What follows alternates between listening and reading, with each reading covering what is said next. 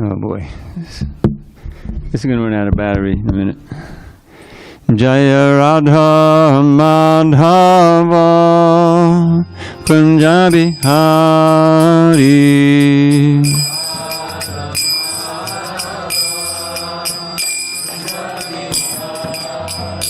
Jaya Radha Madhava Kunja Bihari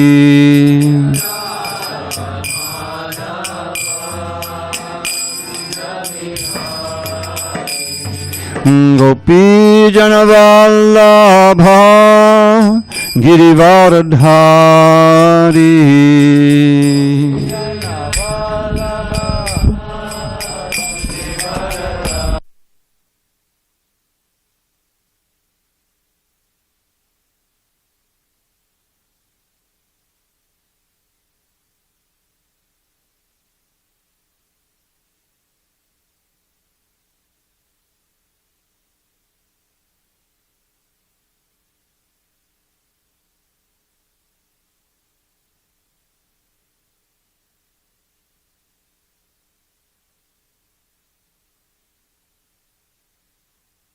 Ranjana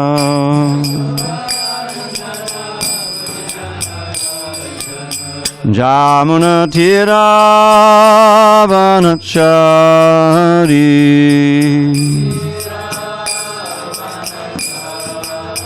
Jamuna Tiravanachari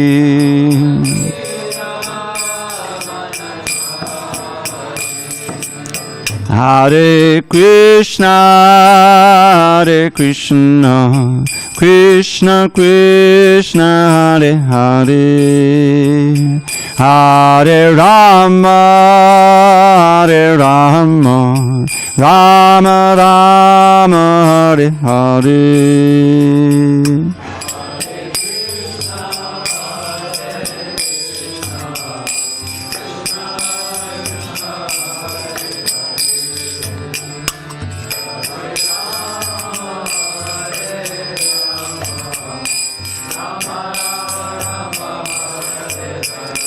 Hare Krishna, Krishna Krishna, Hare Hare, Hare Rama, Rama Rama, Hare Hare.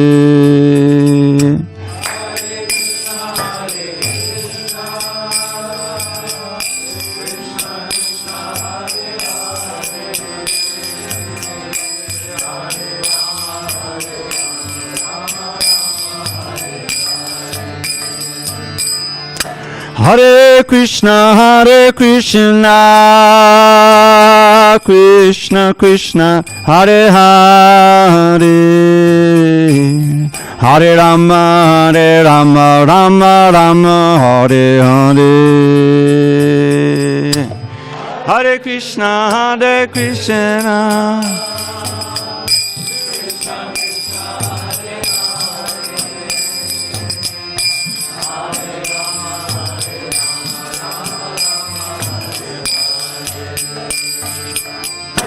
Jaya Radha Madhava Kunja Bihari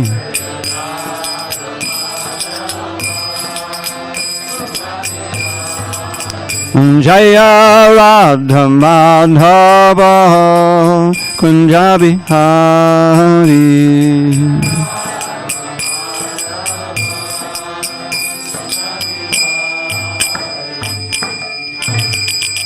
Jai Om Vishnupad Paramahansa Buddhacharya Astottara Shri Srimad Divine Grace Srila A.C. Bhakti Vedanta Swami Prabhupada Ki Jai. ISKCON BBT Founder Acharya Srila Prabhupada Ki Jai. Jai Om Vishnupad Paramahansa Buddhacharya Astottara Shri Srimad His Divine Grace Srila Bhakti Siddhanta Saraswati Thakur Ki Jai. Ananta Koti Vaishnava Ki Jai. Namacharya Srila Haridas Thakur Ki Jai. Grantharaj Srimad Bhagavatam Ki Jai. Samaveta Bhaktabinda Ki Jai. All glory to the assembled devotees. All glory to the assembled devotees. All glory to the assembled devotees. All glory to Shri Guru and Gauranga.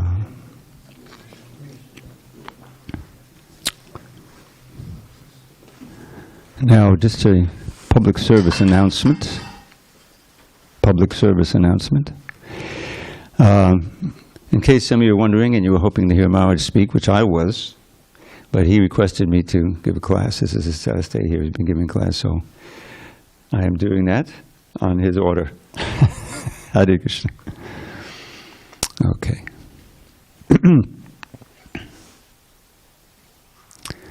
Nārāyaṇam namaskritya Naraṁ chaiva narottamam Devim saraswatim vyasam Tato jayamudīrayet. Before reciting the Srimad Bhagavatam, which is our very means of conquest, we should offer our respectful obeisances unto Lord Nārāyaṇa, the Supreme Personality of Godhead, unto Nārāyaṇa Rishi, the supermost human being, unto Mother Saraswati, the goddess of learning, unto Srila Vyasadeva, the author, and unto Srila Prabhupada, the translator, commentator, and our spiritual master. Nashta prayesha bhadreshu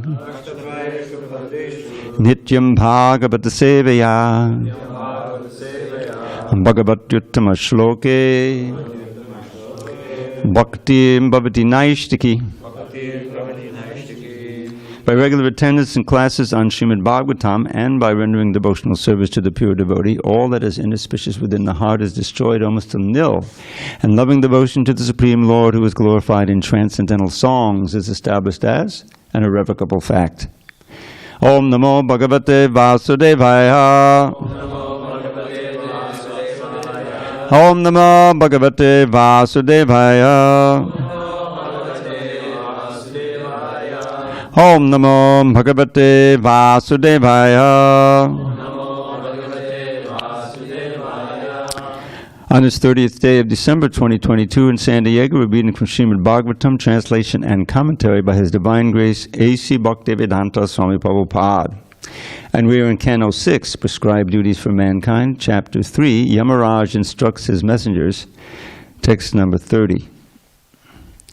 Tat Chamyatam Sabhagavan Purushaha Purano Nārāyaṇa Swapurushaya Yadasat Kritangnaha Svanam Aho Navidusham Rachitanjalinam Chantir Gariyasi Namaha Purushaya Bhumne Tatchamyatam Sabhagavan Purushak Purano. Okay, sorry.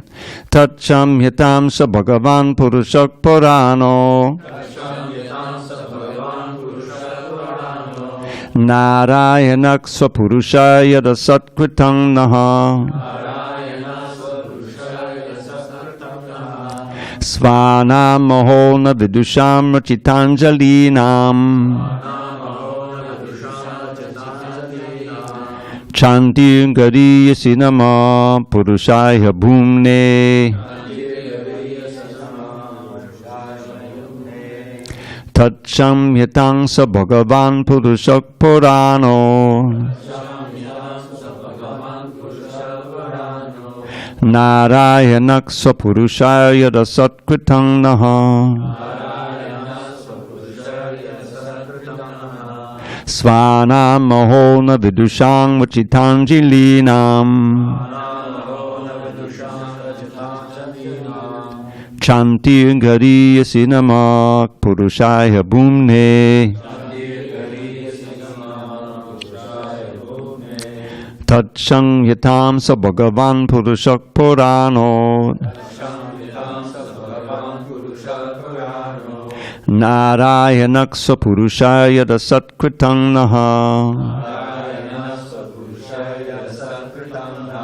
Svanam Mahona Vidusham Rachitanjalinam. Chantir Gariyasi Nama Purushaya Bhumne.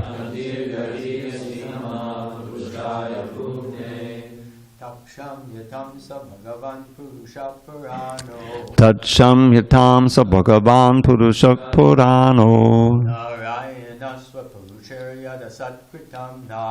Nārāyaṇa Sapuruṣaya Satkritam Naha. Svanam Ahona Vidusham Rachitanjalinam. Chantir Gariyasi Nama Purushaya Bhumne.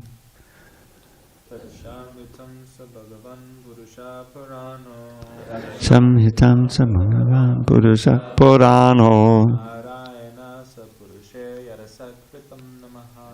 Nārāyaṇa Sapuruṣaya Satkritam Naha. Svanam Mahona Vidusham Rachitanjalinam. Chantir Gariyasi Nama Purushaya Bhumne. Tad Samhitam Sa Bhagavan Purusha Purano. Nārāyaṇa Sapuruṣaya Satkritam Naha.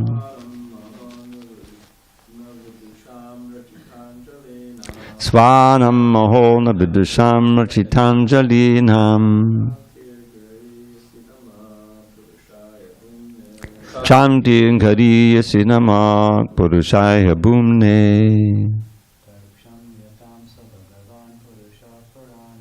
Tat Samhitam Sa Bhagavan Purusha Purano. Nārāyaṇa Sapuruṣaya Satkritam Naha. Svanam Mahona Vidusham Rachitanjalinam. Chantir Gariyasi Nama Purushaya. Ladies. Tat Samhitam Sa Bhagavan Purusha Purano. Nārāyaṇa Sapuruṣaya Satkritam Naha. Svanam Mahona Vidusham Rachitanjalinam. Chantir Gariyasi Nama Purushaya Bhumne. Tat, that. Chamyatam, let it be excused. Saha, he. Bhagavan, the Supreme Personality of Godhead. Purushaha, the Supreme Person. Puranaha, the oldest. Nārāyaṇaha, Lord Nārāyaṇa. Sapuruṣaya, by my own servants. Yat, which. Asat, impudence. Kritam, performed. Naha, of us. Svanam, of my own men. Aho, alas. Nabidusham, not knowing. Rajita Anjalinam, folding our hands together to beg your pardon.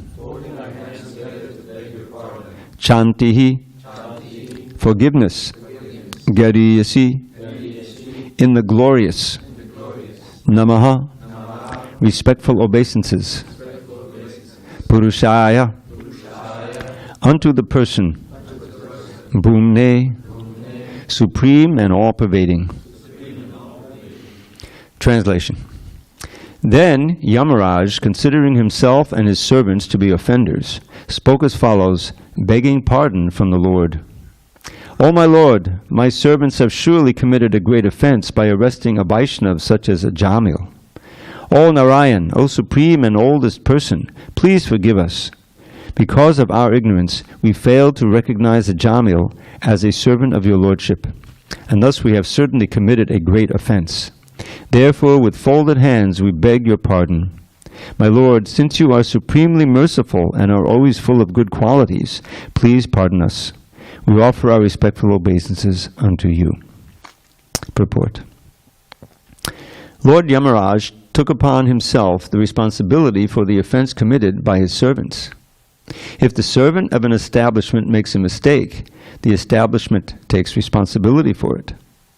Although Yamarāja is above offenses, his servants, practically with his permission, went to arrest Ajāmila, which was a great offense. The Nyaya Shastra confirms Bhrityaparadhe Swamino Dandaha. If a servant makes a mistake, the master is punishable because he is responsible for the offense.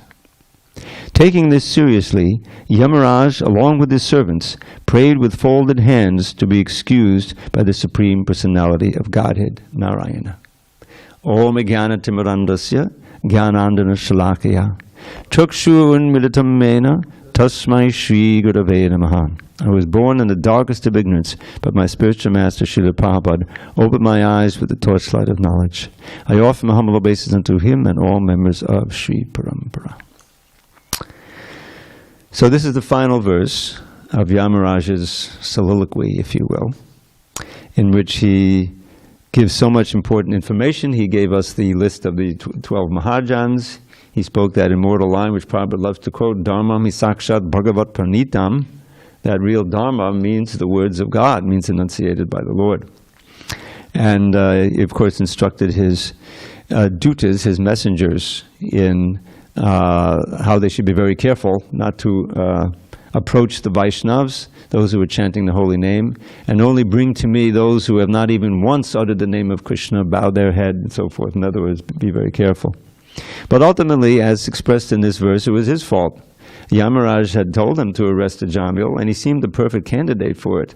But he had the great good fortune at the final second there, when he was being threatened by the Yamadutas to be pulled out of his body and dragged off to Yamarāja, to call upon his son, Nārāyaṇa.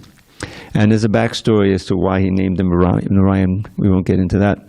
But he did chant the name Nārāyaṇa, even though he wasn't exactly intending to call the Supreme Personality of Godhead.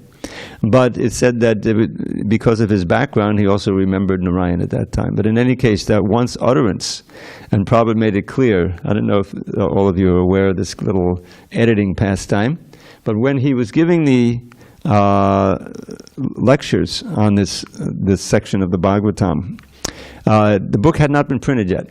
And his servant was carrying around the manuscript, which had been edited and marked up. So Prabhupada had said that he uttered Nārāyaṇa, Nārāyaṇa, Nārāyaṇa, and that's what his assistant was reading. And Prabhupada stopped him and said, "Does it say 3 times?" He says, "That's what it says, Prabhupada. Once is sufficient." And so that's the way the book was printed, and that's the way the Sanskrit is. So he uttered the name Nārāyaṇa, and it saved him. You know, the holy name saved him. The Vishnu Dutas immediately arrived, having heard the name of their master.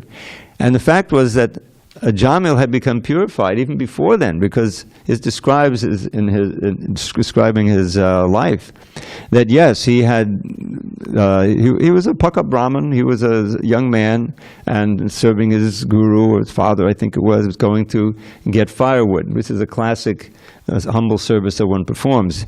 Krishna himself performed it, if you recall, in the ashram of Sandipani Muni. He was there with Sudama getting firewood, and Krishna arranged the storm, but the storm came, they couldn't go back, and they were out together, and it was a very intimate and wonderful pastime. Eventually the guru came out looking for his shishyas, and he found Krishna and Sudama. So Ajāmila was doing that, and he comes across this low-class couple embracing, actually having sex in the forest. So this was a challenge. I mean, he'd been trained in brahmacharya and self-control, but he couldn't control it. You know, his mind just was attracted to the whole scene. He ended up marrying did he actually marry her? Consorting with the prostitute, having so many children. And then in his speech of contrition and regret, which is also here in the previous chapter, he says, "Oh, I was such a rascal. You know, I gave up my chaste and beautiful wife. I didn't take care of my elderly parents when they were sick. I just had children with this prostitute, and I committed every kind of sin imaginable." So I wanted to, what we have here in this final verse of Yamarāja is a verse of repentance and prayer that he'll be forgiven because he took responsibility for sending them to his Yamadutas, his representatives, to go and get this Ajāmila, who'd been very, very sinful all his life after that. But he had the saving grace of having named his son, last son, his 10th son, Nārāyaṇa. He was 80 plus years old and he was having children.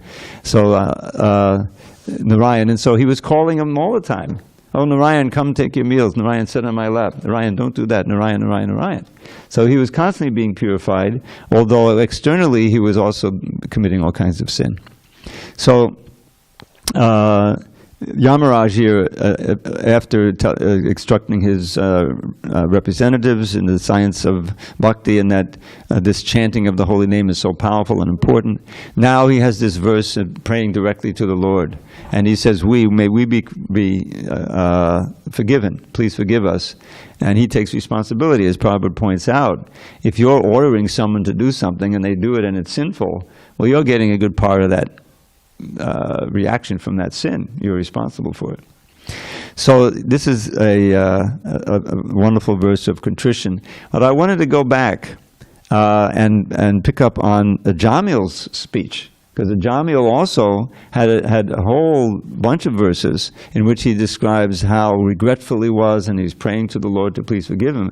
Once he had been saved, and he had heard the instructions from the Vishnu-dutas, and he heard the conversation. So suddenly he realized how sinful he had been, and he was very contrite and very repentant. This is the theme here, repentance. So I picked out one of the most telling verses of his, and I'm going to read the short purport, which is very famous. It is 6:2:34. So he says, Kvachaham kitabak papo brahmagno nirapatrapaha kvachanārāyaṇetyetad bhagavan nama mangalam. Canto 6, chapter 2, text 34. So Ajāmila continued. He got a whole speech here of regret and repentance. I am a shameless cheater who has killed his Brahminical culture. Indeed, I am sin personified. Where am I in comparison to the all-auspicious chanting of the holy name of Lord Nārāyaṇa? So here's a little interlude. I just like to tell you about this Sanskrit idiom. If you don't see the verse, but it's a kwa kwa. You have in a verse you have this pair of words, kwa, and then again you have kwa, and it's a way of comparison. It's usually it says where am I in comparison, right? So it's really what am I in comparison to the chanting of the holy name. That's the idea. It's so great and I'm so insignificant. Brahma also says that in his prayers in chapter 14 of the 10th canto, after he becomes bewildered and Krishna, remember, expanding himself into the boys, and everything. So he has these beautiful prayers, very important prayers in chapter 14, and he says the same thing. What am I in comparison to the Supreme Personality of Godhead? And he's looking at him, he's got, a little boy with fruit and a salad in his hand. But now, yes, this is indeed my master. This is indeed Nārāyaṇa, So he's saying that, Ajāmila, what am I in comparison to the all-auspicious chanting of the holy name of Lord Nārāyaṇa? So now this is a very nice purport, which pertains completely to us, each one of us. Unless anyone here was raised in maybe Prakash, you also have maybe a little list, no offense. Those engaged in broadcasting the holy name of Nārāyaṇa, Krishna, through the Krishna consciousness movement, should always consider what our position was before we came and what it is now. We had fallen into abominable lives as meat-eaters, drunkards, and woman hunters who performed all kinds of sinful activities, but now we have been given the opportunity to chant the Hare Krishna mantra. Therefore, we should always appreciate this opportunity. By the grace of the Lord, we are opening many branches, and we should use this good fortune to chant the holy name of the Lord and serve the Supreme Personality of Godhead directly. We must be conscious of the difference between our present and past conditions, and should always be very careful not to fall from the most exalted life. So this is when I remember when this book came out, and everyone read this. Prabhupada's given us some very, very good instruction here. So this is one of the central principles of devotional life. And when you think about it, those who are fortunate enough to attain or attend Mangal Arti, the very first thing we sing is in this mood. Sangsara dhava nanadina loka tranaya. Isn't it? So what does that mean? We should, I would stress everyone here, to study the word-by-word meanings in the songbook. Not in that little, I'm going to get on their case because I'm responsible for that, the little booklet that you have, Bhakti booklet that you have, without the synonyms. We had one with synonyms and they took it out to save a few pages. But the point is that when we hear all this Bengali and Sanskrit, we can take time over the free time that we have to study the word-by-word meanings, because then when the meaning comes out, when you hear it, it's a whole different experience. So what does this say? Sangsara davanana. Prabhu, you look like a typical New Bhakta, or archetypical New Bhakta. Do you know what that means? Samsara davanala? Not exactly, but something about taking out of the force of darkness. Okay, close. Yeah, so we study the songbook, Samsara means the cycle of birth and death, old age and disease, where every living being in this material world is trapped in that cycle. Only human beings can understand it, however, and most don't, especially in this age. So it's compared, as you pointed out, to a forest fire, davanala. Lidha means suffering. Loka means everybody in the world, you see, but including us. But tranaya, the spiritual master, is delivering us from that forest fire. Now, if you're in the forest fires are like burning like crazy in California in the last few years, right? Even more than before. So you can imagine, being out in the forest, and there's some pastimes of Krishna where suddenly the forest fire comes up and blows up. It's tremendously dangerous. It's like there's no way out. You can't find a way out. Suddenly death is striking you in the middle of in your face, and a cloud suddenly comes and pours down rain and puts out the fire. Oh, thank you, cloud. So the spiritual master is just like that cloud. He described that, pouring down the mercy rain that is delivering us. How? With knowledge. If we have knowledge, first of all, that we're in the forest fire. This is the first thing that Maya does, convinces us. Like how many, you go out and distribute books and you try to give them the book which is trying to save them from the forest fire of material life. It says, I'm good. And we know they're not really good, right? How many people say that? He said, and Vijay is a perfect counter, but you could be better, right? He's developed these lines over the years. But that's just the point. We also thought, I'm doing pretty good, I'm all right, But then we met a devotee, we read the book, we went to the temple, and we learned that no, that material life is danger at every step. Danger at every step, and you're doomed. This is my favorite verse. I think every class I give now I'm going to quote this verse. Yehi sangsbharjata bhoga dukkha yonai evate. Krishna says in the 5th chapter, sense pleasures that are due to the contact of the senses with the sense objects are sources of misery. The wise do not take part in them because they have a beginning and end, and they cause misery. That's right there in the 5th chapter. Then the question is, well, where are we going to find pleasure? Because we're pleasure seekers, right? That's why we're in this material world. So that's described in the previous verse. Bhayasparshesu asaktatma vindityatma deyat sukham sabbrahma yoga yuktatma sukham akshayam ashnude. This is the same lesson that Vachabdev gives at the beginning of instructions, is that don't fall prey to Maya's allurements of trying to enjoy this flickering Maya Sukhaya, sense gratification. Because that will keep you bound in the grips of birth, old age, disease, and death, which is way more painful than compensated by that flickering pleasure. In other words, it's a con. You know what is a con, a confidence game? Is that by experience, in the material world, if you have no higher instruction, you get experience of enjoyment. It's like eating. Oh, that's nice. That's a nice cookie. Now I want more. It's like chocolate cookies. I used to be a chocolate addict when I was a kid. They had these little chocolate kisses. They still have those. I was nuts for that. So how did I become a chocolate addict, or an enthusiast? Well, I experienced it the first time. Oh, there's a pleasure there. It tastes really good, So let me have more. And my mother said, no, you can't have more. You'll get sick, So she's trying to enlighten you with knowledge. There's a limit to how much you can enjoy. But of course, these days, it's a forest fire of enjoyment. It's a forest of enjoyment. It's really a forest fire of enjoyment. So that's the way the conditioned soul becomes conditioned. Experiences some pleasure, and then he wants to have it again and again and again. And you experience some pain, you try to avoid it. But ultimately, you can't avoid the pain. The very instruments that you use for the pleasure become the sources of pain. Believe me, I'm an old man. I know that things that used to work nicely, like feet. I had a serious sprained ankle. Actually, it's over a year ago now. I could hardly walk. I couldn't come to the temple. And you just take it for granted. I walk from here to there. Not anymore. The cane, the whole thing. Treatment. So that's just but the whole body is this big machine, and we have it so that. We can. This is Maya's duty. This is what she does. She gives us some pleasure, and she gives us a way to think that we can get rid of the pain.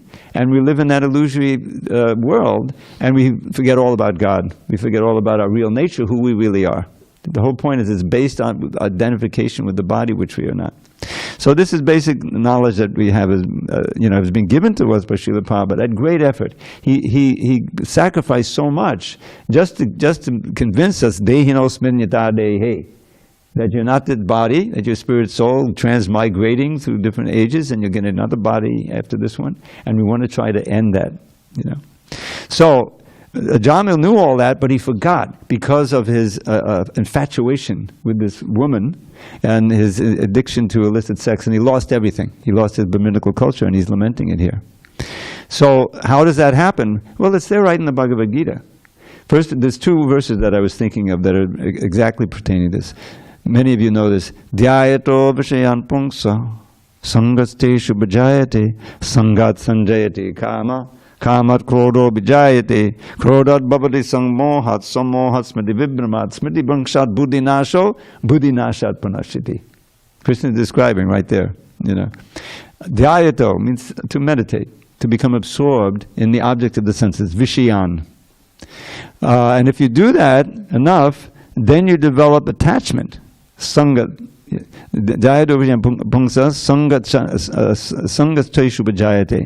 So that's attachment. Now you're not just meditating, but you're really attached. And if you allow that attachment to grow, it becomes kama. It becomes a very powerful desire to enjoy in that way. And when inevitably that enjoyment is frustrated, you become angry. And if you can't express it, you don't know how to express it to anyone, then you become depressed. You're turning it inside. That's the same thing. Krodat bhavati sammoha, you become completely bewildered. You do things and think things that you would never do and think before. And smriti bhangshat, your memory becomes lost. You may have once learned, this is bad for me. My mother told me that smoking cigarettes is not good. But now, 20 years later, after I've smoked for, I'm starting to feel, I can't run up the stairs like I used to. Now it makes sense. Yeah, it's bad for you. Well, what happened? You see how incredible, powerful Maya is. You've got this addiction to cigarettes. I smoked cigarettes for like 6-7 years when I was a kid, back in '65. Everyone was smoking. You look at Marlon Brando. I mean, and who was that other guy? Anyway, so many actors, they would smoke on this big screen. Actually, but by the time I started smoking, they had those little notices. Caution, cigarette smoking is hazardous to your health. So the idea is by that knowledge, you're supposed to get vairagya, right? But it didn't work. Because people already addicted say, okay, but it won't happen to me, or I won't read it, and it'll go away, just like the rabbit, stick your head. I mean, they were printing them like crazy. They're still doing it, but still people are smoking. They're still dying of crazy cigarette smoke. So that's just one thing where your intelligence is lost from too much passion, too much desire for something, and that happens all the time. So then there's the other verse in the end of the 3rd chapter, a wonderful section there where Arjuna asks, what is it, that you're almost compelled to do something even though you know that it's bad for you? Yeah, very good question. And what is it Krishna answered? What else? Kama. Kama esha, krodha esha, rajo gamuna samudvaha. It is lust, only anger, which is transformed into wrath when frustrated, which is the all-devouring sinful enemy of this world. And then he goes on to explain how that lust, that powerful material desire, and it doesn't only mean sex desire. That's part of it, but it means any powerful desire. Covers your knowledge. Avritam jnanametana jnanino nityavaidina. We are jnanina, we are the knowers, right? Kshetragya. But our knowledge becomes covered by the material desire. And it's never satisfied, burns like fire. So that's what happened with Ajāmila, and that's where we were at, most of us, before we got the book, we learned the mantra, we got involved with Krishna consciousness. And now we have a certain amount of enlightenment. We may not be completely pure. I'm not going to take Maharaj out of that category, but certainly for myself. Okay. But the point is, we've got some understanding and we've got some practice, and we've felt the power of the holy name. That's what this whole section is about. The holy name is redemptive. You can redeem anyone's life, even Jagai-Mata, even Ajāmila, the greatest sinner. And that's what the next verse is about, and I can't resist quoting it, even though it's not my turn to give that verse. Tomorrow we'll hear more about that verse. The whole pastime is summed up in this one verse, which is for tomorrow's verse. This is the last verse of Yamaduta's sneak preview. So he says, tasmat. When you come to a tasmat verse, it's summary. Therefore. So the therefore is following the whole pastime. He's summarizing it. Therefore, tasmat sankirtanam Vishnu jagan mangalamang nasam mahatam apikodavya vidyaikantika nishkritam. Which means, Sri Krishna Sankirtan, this is Vishnu Sankirtan. Sankirtan of the holy name of Vishnu or Krishna. This is spoken by Shukadeva to Pariksit, not by Yamarāja. Tasmat Sankirtanam Vishnu, Jagan Mangalam. What is Jagan Mangalam? Can anyone guess? Go ahead, Amoga. Yeah, auspicious for the whole universe. Mangalarti, Jagan Mangalam, Angasam Mahatam Api, even the greatest sins, whatever you can conceive of and you can imagine. Angasam Mahatam Api, even a Kauravya, Vidhi, you should know, Aikantika Niskritam is the supreme atonement, counteraction for those sins. And we saw there's not just Ajāmila here, but we have Jagai-Madhai, who also happen to be fallen Brahmins. It's not insignificant. But it doesn't matter how sinful you are, and Kirat, Hunan, the Bulin, the Bulkasha. Probably we often quote this verse from the 2nd canto, where Shukadeva is offering his prayers before he starts speaking the Bhagavatam. And these are all categories of complete outcasts. They're not even, in the Vedic culture. They're living far away from India, and they're completely fallen. But even they, Kirata, Hunan, the Pulan, the Pukusha, Abhi, the Shimba, Jivana, Kashari, and these are all different races and groups of people. Yenye to Papa, others who are completely steeped in sin. Yadapashrayashya, if they take shelter of one who has taken shelter of Vishnu, they shuddhanti, they can also be purified. So this is great hope for us, that no matter what background we came from, if we are serious about the practice of devotional service, then we can be delivered, we can be redeemed. And I wanted to what time is it now? 15. Okay, there are 2 verses that really encapsulate this mood of Ajāmila after he was redeemed, and all of us in heaven. One of them is spoken by Lord Chaitanya to Sanatana Goswami. There's very important instructions in the Madhya Lila. The most detailed instructions we have of Lord Chaitanya directly in the CC are to Sanatana Goswami. Yeah. So it's divided into 3. Many of you are familiar with this. Sambandha Abhideya Prayojana. And the main Sambandha verse is who am I? Okay. Jivera Swarupa Krishna Nityadas. Many of you are familiar with that line, I hope. The Swarup, the ultimate identity of every living entity, not just human being, every single living entity, Jiva soul, is to be an eternal servant of Krishna. We are, what it goes on, it says, Krishnera tatasta shakti. All the jivas comprise the marginal energy of Krishna. Means that they can go either way. We have freedom. This is what it means to be marginal. We have that minute free will, infinitesimal. Otherwise, there's no meaning to love of God if we don't have free will. And so we, in the minority, actually of all the jivas, we turned away from Krishna and we became absorbed in material energy.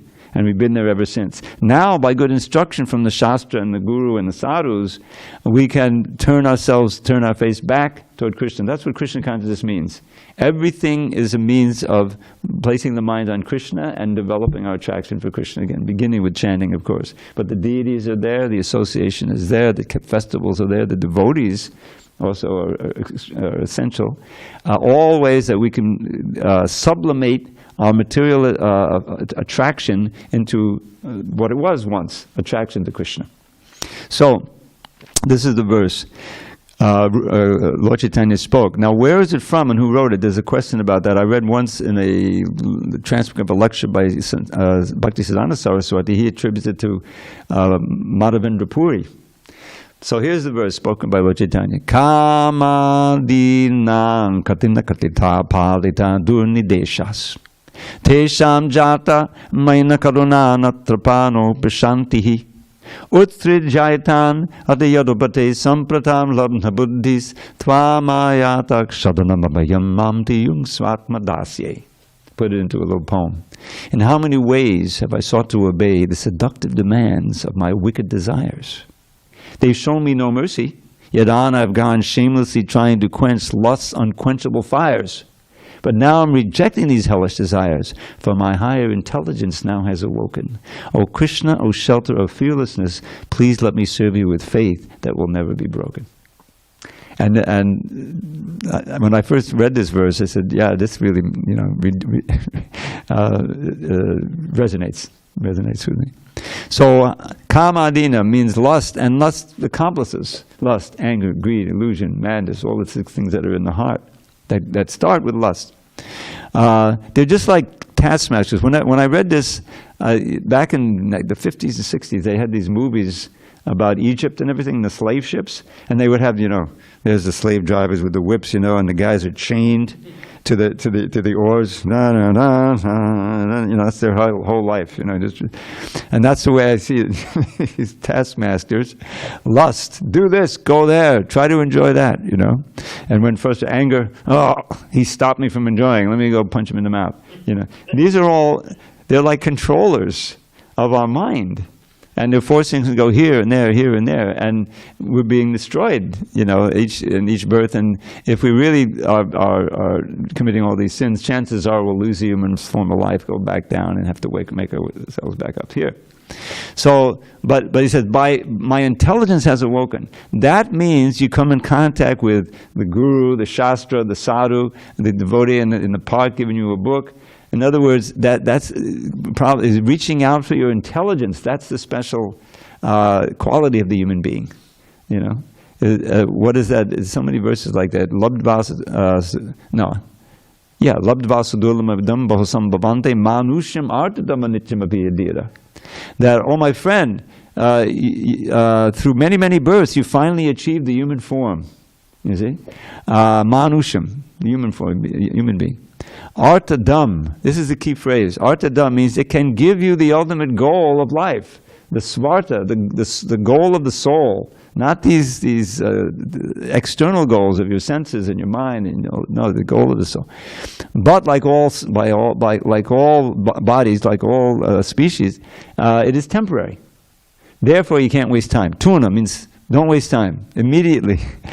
Yateta, strive as long as you're still alive, because anumrityu means death is on your shoulder all the time. This is one of the silver linings of the pandemic. Everybody became reminded, hey, I'm really not so good. I don't have it together. Death is, the next breath could be my death. So we had an influx of devotees who were serious about becoming Krishna conscious. I don't know.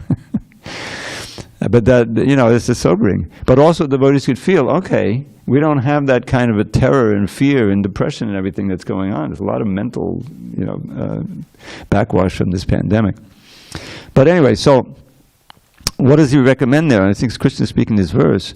He says, Turnam yateta, strive immediately, without wasting time. Just like the Goswamis. When they met Lord Chaitanya, they said, what is that? Chakva Turnam Ashesha Mandalapati. They gave her their end, especially three of them, Raghunath Das, Sanatan, and Rupa. They had unlimited wealth at their disposal. You read the history. And they gave it up, and Raghunath became the emblem of renunciation. And Rupa and Sanatan didn't even have their own tree to live under. They would go, separate. They became the most renounced. But they were the wealthiest. You know why?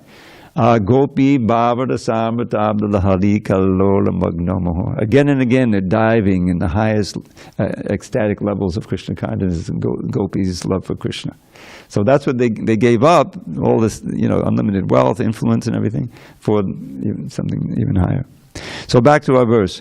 So the Turnam Yateta, you should immediately strive for Nikshreyasa. This is a very important concept. You've probably all heard of the Shreyas and Preyas pair. Has anyone not? Maybe you're so new you haven't heard about it yet. Okay.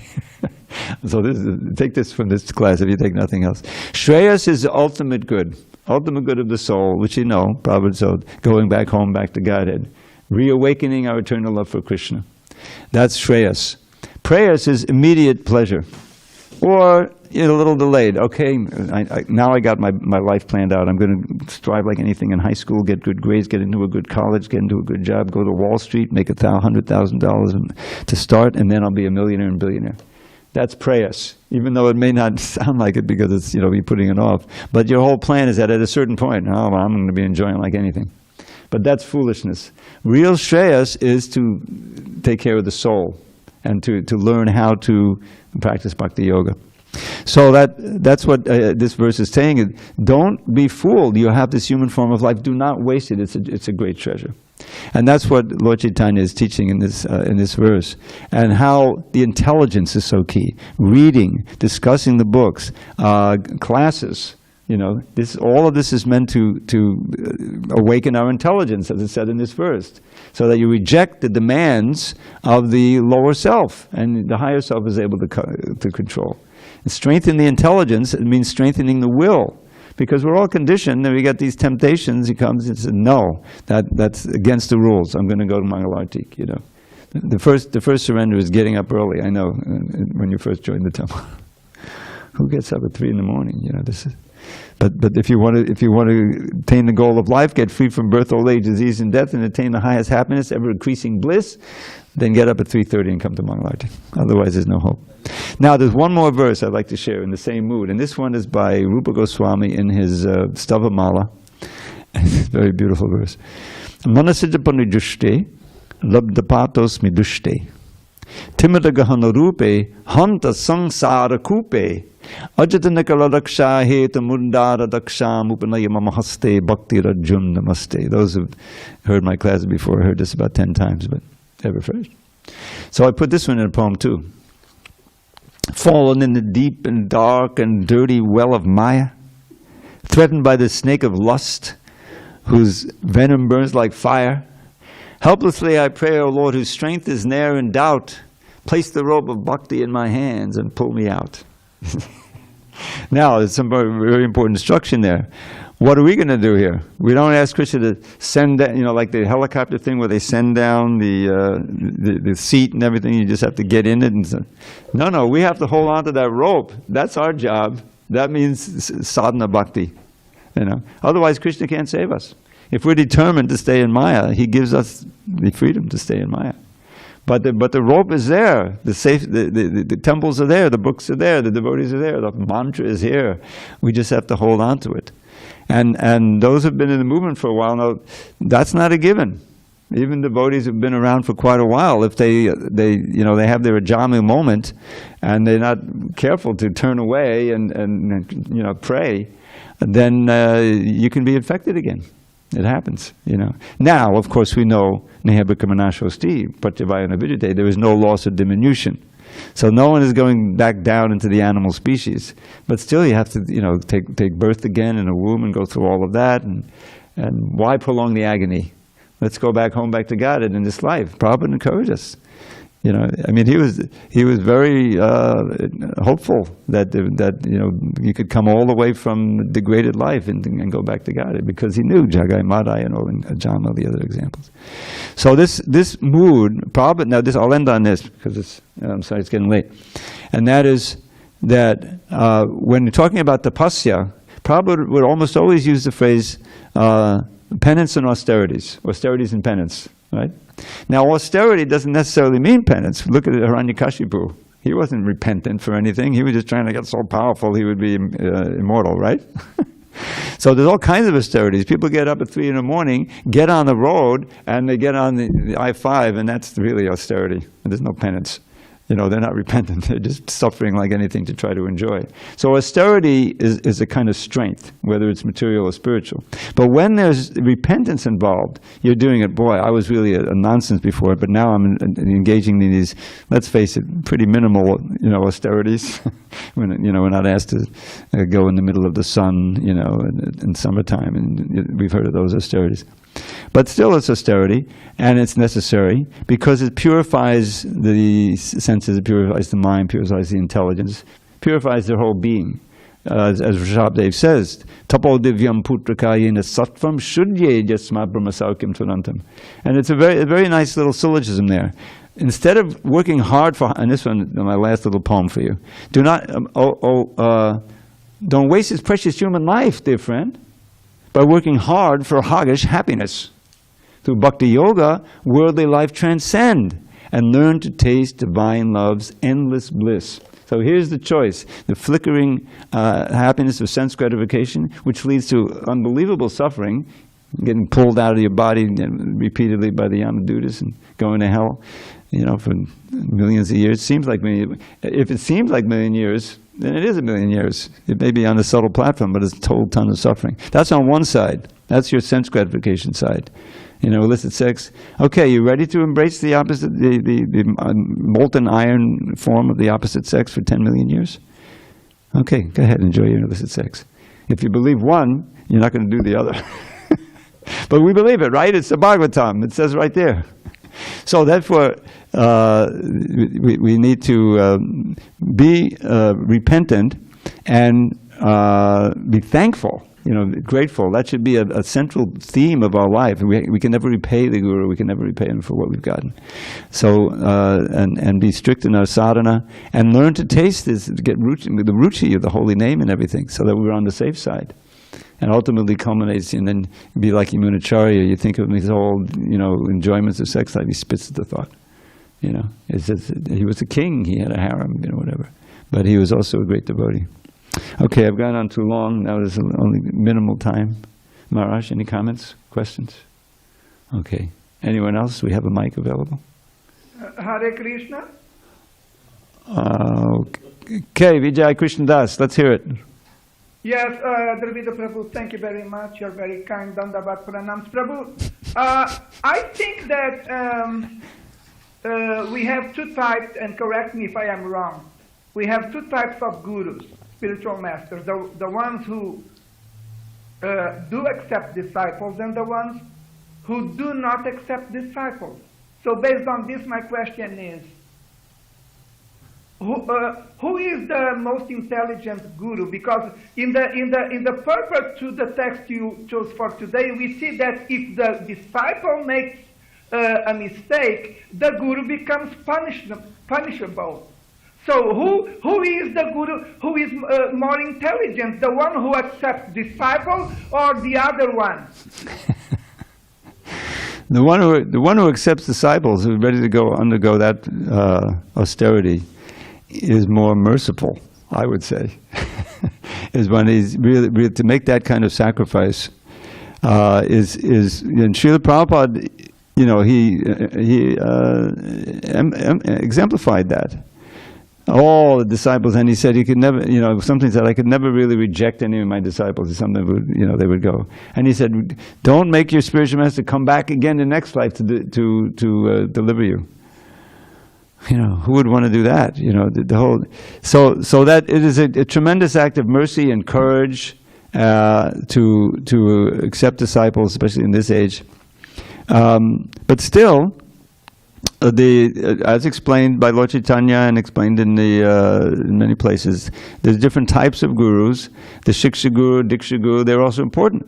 Just like we have Guru, Sadhu, Shastra, right? Those are our pramana of truth, of what we should follow.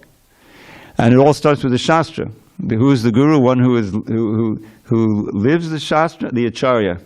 He knows the Shastra, lives the Shastra, and gives the Shastra. Gives instruction. Taking the trouble to give. So those are sources of knowledge, and not every instructing spiritual master is going to be one who takes disciples. But those who are, super surrendered to their spiritual master, they'll take that austerity also. If they're qualified. So it's not a question of. What was the question? Because he said that. Who is the most intelligent? Who is the most intelligent? I don't think it's a question of intelligence. I think it's a question of compassion, and willing to sacrifice all comforts. I mean, anyone who's been a spiritual master in ISKCON for some time will tell you that it's an austerity. You never know, because you're responsible for those people. And there can be a tremendous amount of anxiety from that. Prabhupada certainly experienced that, and so it's not a question of intelligence. Intelligence is there in both all the instructors, but it's just a different calling, a different quality. Those who feel the compulsion to do that and the responsibility. So that's the way it is. But what is our role as disciples is to be eager to learn and to follow the instructions given by the Guru and the Shastra and the Sadhus, so that we can stay on the safe side, and in turn become agents for others to be saved. And just like all of these the book distributors, they're Vishnu Dutas. They're Krishna's representatives, and they've come to save people, to try to save them from the clutches of Maya and from the clutches of hell, really. So what a merciful role that is to play, and how dear they are to Krishna. He says right in the Bhagavad Gita, there's no one more dear to me than those who preach my message. So that's the best I can do with that, Vijay Krishna Babu. Yes, I liked it. What you just said, the most dear to Krishna is the one who goes even beyond in relation to being compassionate. Yes, the preacher. Okay, and because of our schedule, I think we have to end now. All glory to Srila Prabhupada. Hari Hari Bol.